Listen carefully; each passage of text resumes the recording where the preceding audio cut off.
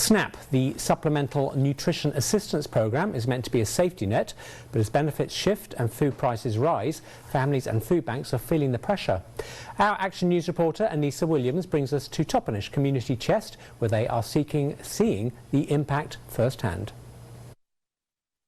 I think we'll be okay for the next couple years. Like I said, when it comes to because of that big grant that we got, and then just kind of stretching what we have and trying to do a good purchases. Is not gonna just use all my funding, but we work for local grocery here store that has been really good for us. So he helps me with the prices and the shipping, so I don't have to do a lot of those extra expenses. What's making that stretch harder? Chavez points to changes in SNAP benefits, inflation, and the rising cost of living. She says the number of families they serve, usually between 800 and 900, has only gone up slightly, but that could change soon, especially as more layoffs and SNAP reductions take effect. One of our clients, she actually told me that I think she was getting almost $400 of food stamps for her and for family, and she was cut down this month to less than 100, which is gonna make a really big impact on her family, because that's what they used to buy their food, because they're not working enough hours either to make it through the years. And families aren't just coming from Toppenish anymore.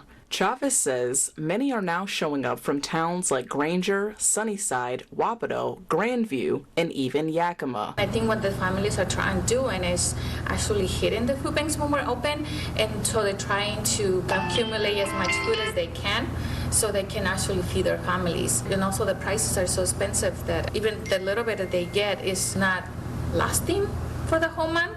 And we can't give them enough to last them through the month either, because what we have right now is really shorter compared to what we had last year. Chavez says many food bank leaders don't often get to voice their concerns, but being part of the Washington Food Coalition gives them a seat at the table. And when it comes to serving undocumented families and local farmers, she says their contributions can't be ignored. We have so many in town.